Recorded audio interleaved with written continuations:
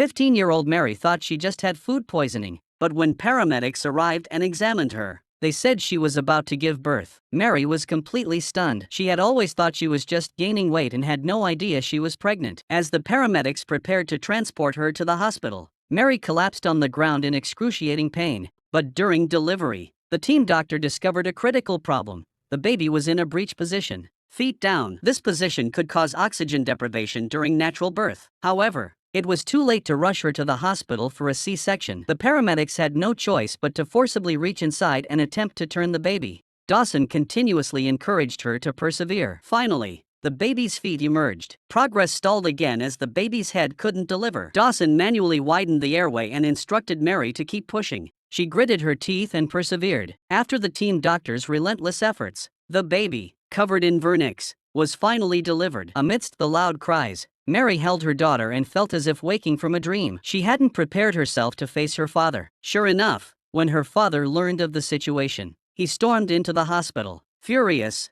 and berated Mary. Dawson stepped in to defend Mary until her aunt arrived and revealed the truth. Mary's mother had abandoned the family years ago, leaving her father to raise his daughter alone. The next day, Dawson visited to apologize, filled with guilt, only to see his father beaming with joy as he held his granddaughter. This ending is indeed steeped in American-style warmth. But going 9 months without noticing? This girl really has nerves of steel. A bus was speeding down the highway when the driver suddenly turned to look at the rear passengers. Moments later, he began foaming at the mouth. The driver desperately fought to control the steering wheel but ultimately lost command of the vehicle. In the critical moment, a female passenger rushed forward, steadied the wheel, and successfully steered the bus to a stop on the roadside, averting a major disaster. Just as everyone breathed a sigh of relief, the female passenger began foaming at the mouth and collapsed unconscious. Immediately afterward, like a chain reaction, other passengers began exhibiting the same symptoms. Panicked passengers immediately dialed 911 for help. Emergency responders arrived swiftly. Medical personnel tested the vehicle and found no toxic gases present. Examining the driver, who had been the first to fall ill,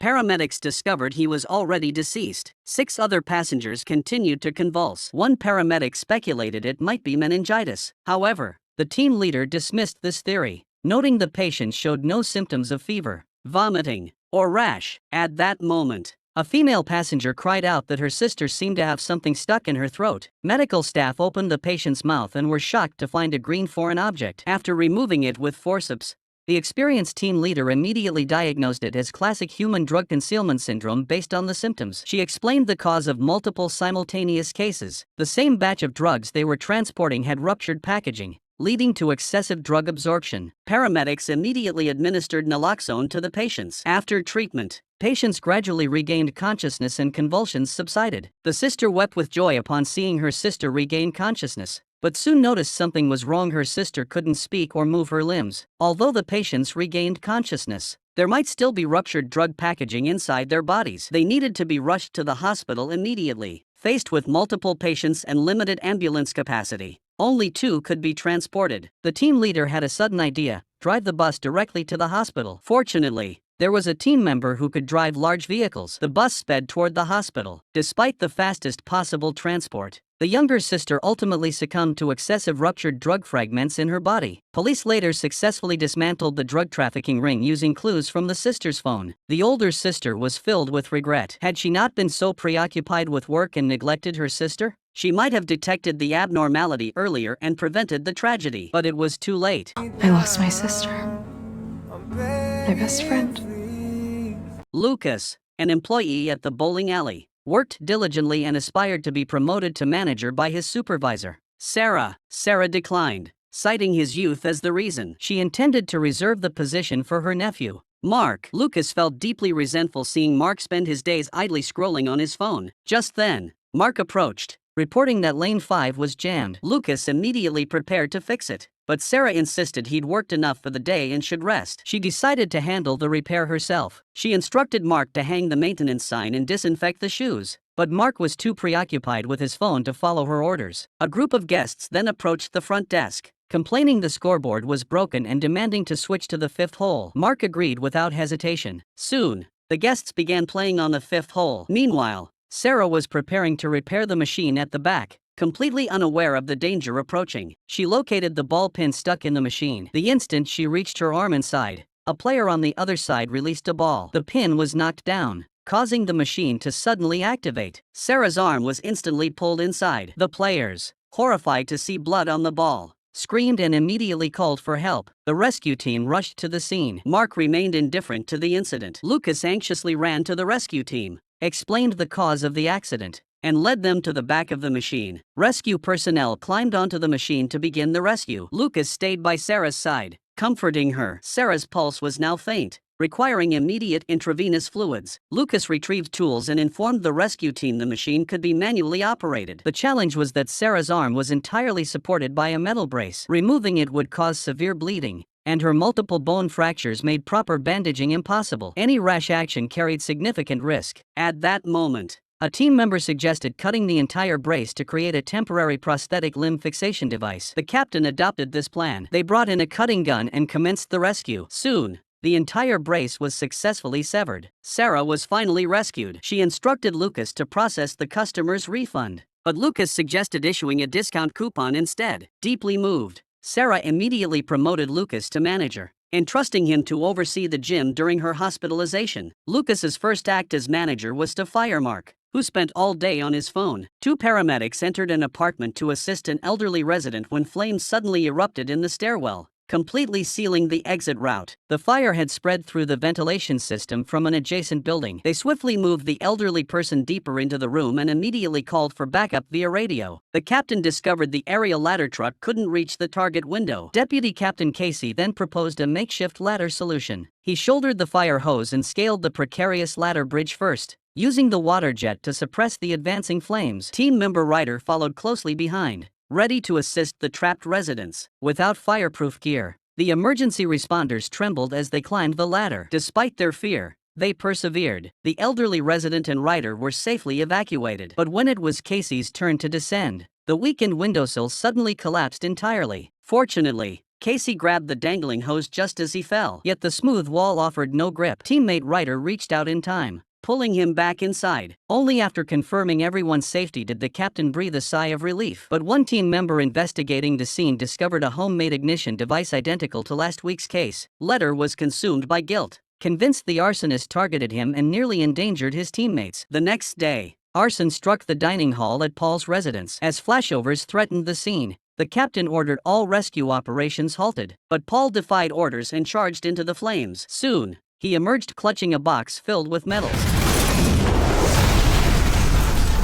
The captain angrily accused Paul of recklessness, but Paul immediately produced a detonator. This also indicated the arsonist had targeted both Paul and Ryder. All evidence pointed to former team member Hadley, who had been dismissed. This veteran firefighter with 16 years of experience had been suspended for racist remarks. Ryder's testimony at the hearing led to his dismissal. When confronted directly by Ryder, Hadley flatly denied the allegations. The next day, a fire broke out in an abandoned apartment complex. The team suspected it was another of Hadley's traps. Suddenly, a man leaped from the second floor and urged firefighters to rescue his trapped girlfriend. The rescue team rushed in and found a girl in the basement with burns covering 60% of her body. Hadley was mingling among the onlookers, wearing a sneer. Letter charged toward him, ready to beat him up, but teammates stopped him just in time. Now Hadley has a solid alibi, and the firefighters are helpless. Letter concluded Hadley wouldn't let the fire department off easily. That night, they secretly planted a phone in Hadley's truck as a tracking device. The next day,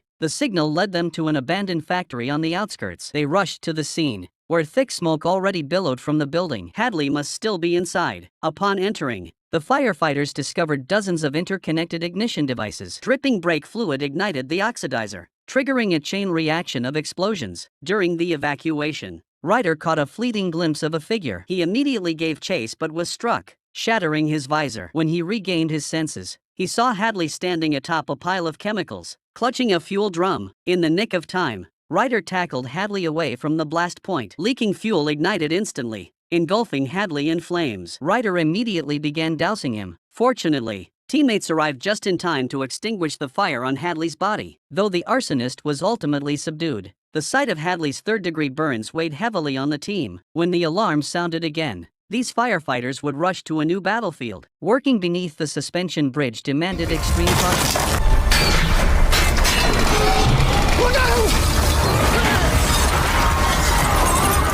Upon receiving the emergency call, the fire department rushed to the scene, which was already in chaos. 3 elderly individuals were pinned beneath heavy concrete slabs. Firefighters assessed their injuries, finding all 3 severely affected. One elderly man had lost all sensation in his lower body. He feared he might be paralyzed. Firefighters reassured him, suggesting the numbness could be caused by swelling. Despite the dire situation, Buck kept talking to him to distract his attention. The other 2 seniors were in slightly better condition. After preparing, firefighters lifted the slabs together to confirm they only had leg fractures and were not in life-threatening danger. The senior completely pinned down needed a jack for rescue. Buck kept encouraging him to stay hopeful. At this moment, the command center received new information. A boy was buried even deeper and hadn't been found. When firefighters located the boy nearby, they discovered rebar had pierced his lung. The boy's breathing was labored, and his condition was critical. With severely limited rescue personnel and backup teams still en route, medical staff weighed the situation and decided to prioritize the boy's rescue. Moving the concrete slab risked life-threatening complications for the elderly man,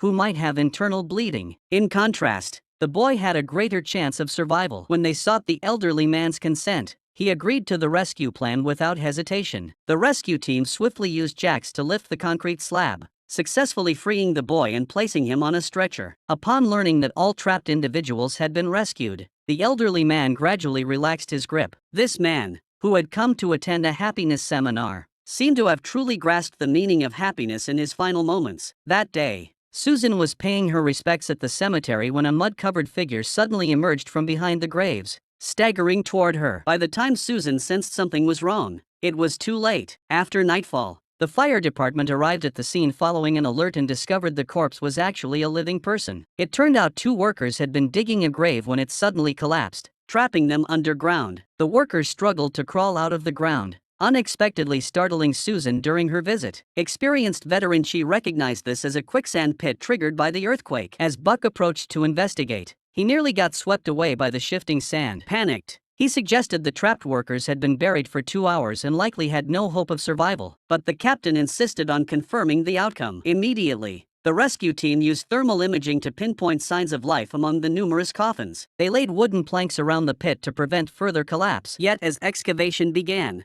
the tomb caved in again. At this critical moment, professionally trained hand operated the excavator. Her precise clearing of upper coffins finally exposed the trapped worker. His miraculous survival was due to an air pocket formed between the coffin and the body. After the successful rescue, Hen felt uneasy about desecrating the tomb. My spirits be disturbed. I don't need that mess following me home. Buck felt a chill run down his spine at the thought, fearing homeless spirits might visit in the dead of night.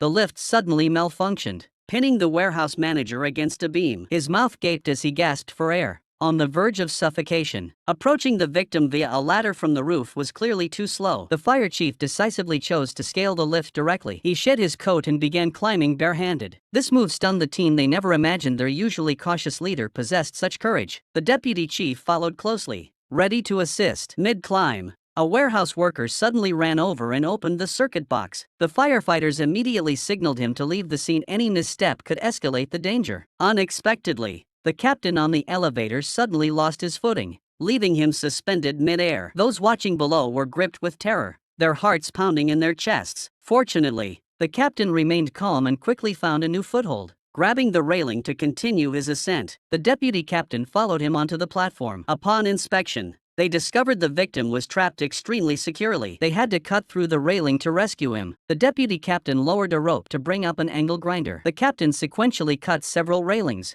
and the trapped individual was finally successfully rescued. During a high school field trip to a university, a planetary impact occurred, accompanied by a deafening roar and shockwave. Asteroid fragments struck campus buildings. Glass shattered and flew everywhere, plunging the entire city into chaos. A girl dialed emergency services. The operator's face paled upon hearing the alert. The call was actually a nuclear leak warning. It turned out that a nuclear research facility near the university had been struck by debris, damaging the cooling tank and causing the reactor temperature to skyrocket. The system indicated a core meltdown would occur within 10 minutes. The fire department had to locate the emergency shutdown button within that time frame. But where exactly was the emergency control room? At that moment, the nuclear plant director unexpectedly slipped and fell into unconsciousness, leaving dispatchers unable to contact him. After locating the director, The rescue team administered aid and learned the button was in the main control room. By then, the cooling system pressure had reached critical levels. As firefighters reached the control room, the reactor suddenly shook violently and exploded, injuring multiple firefighters. The computer continued its meltdown countdown. Captain Owen ordered the injured to care for each other while he alone charged toward the main console to execute the emergency shutdown procedure.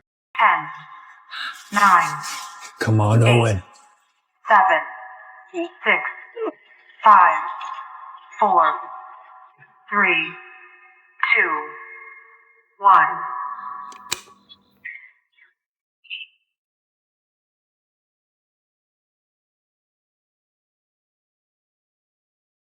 Fission reactor terminated. Owen successfully pressed the button. That son of a bitch did it, boy!